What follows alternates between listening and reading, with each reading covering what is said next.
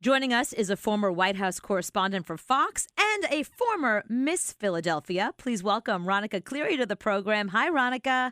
Hi, Cooper. Thanks for having me on. Off mic, we were talking about you being on Outnumbered yesterday, and you had said that Nancy Pelosi is, quote, being played like a puppet. How provocative. What did you mean by that? Well, I appreciate that, and I think that it's easy to just take the obvious takeaway from what's gone on.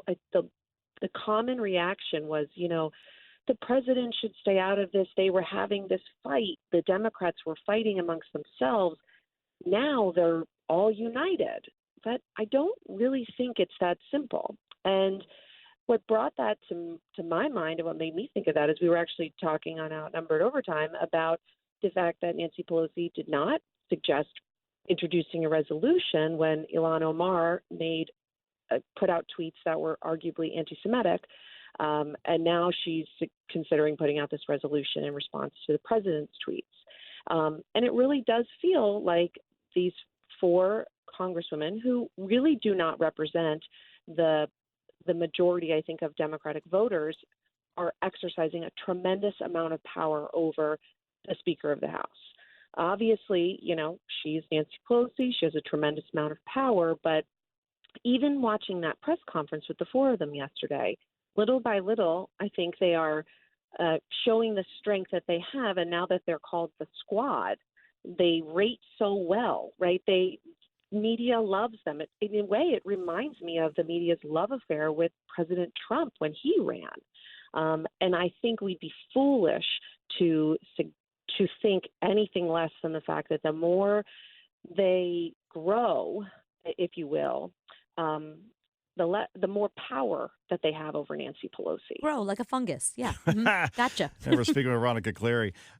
Look, here's the thing. I don't know if the media loves the four. I'm going to call them the JV squad instead of the squad. All right. The JV squad. That's a good one. It's more accurate. I played JV. Exactly.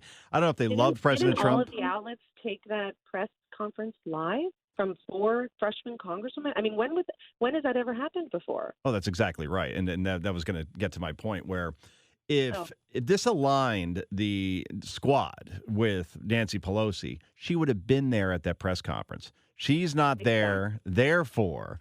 And look, Ocasio-Cortez said this afternoon that now Senate Majority Leader Mitch McConnell is now complicit in advancing racism in America. So if you're keeping track at home, like I used to go to baseball games and I kept score in the stands, right? It's now Nancy Pelosi who is singling out women of color within her party. In other words, she's a racist. Obviously, they've gone after the president, calling him a racist, and now McConnell as well. At what point, Ronica, from an optics perspective and audio optics, if that even is a term, does this term get watered down to the point where it has no effect whatsoever?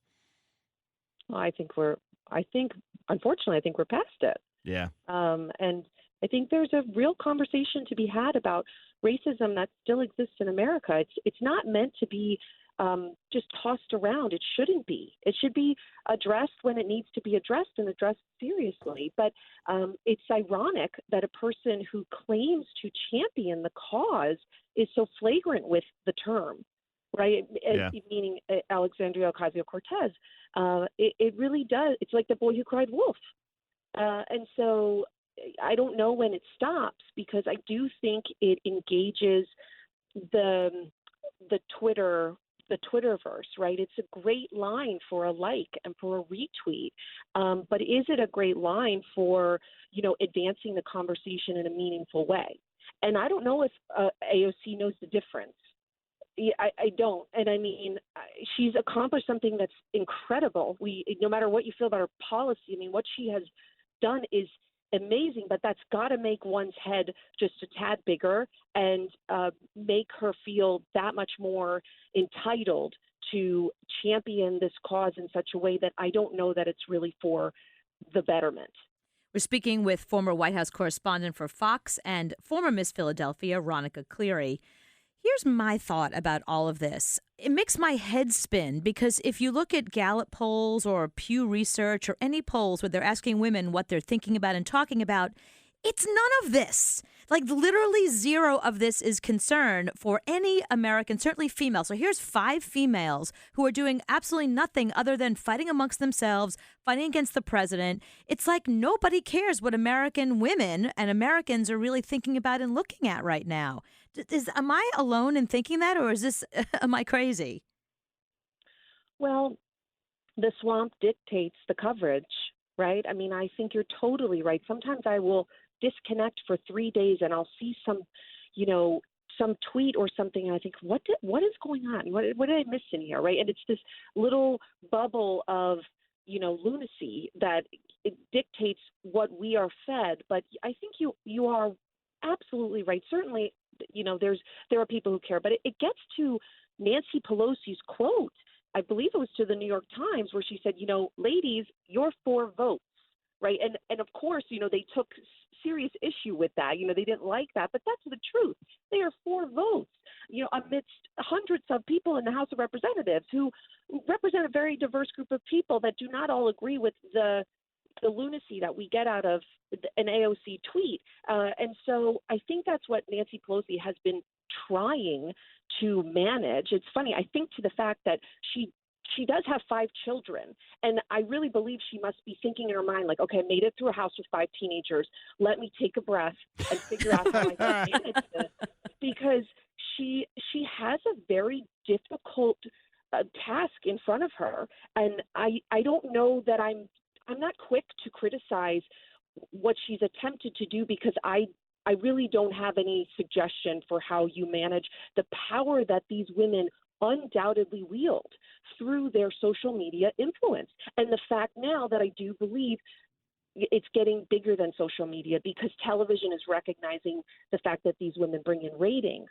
And that's going to make it even more difficult for her to find some control and attempt to steer the path in the right direction. Because one of the things that I believe Pelosi said was, look, we need to compromise. We took control of the House because Democrats took red districts and flipped them because they were willing to have, arguably sensible suggestions and resolutions to the divide that we have in this country. We cannot sit here and just follow suit of these 4 people who are far left progressives, and they don't want to hear it.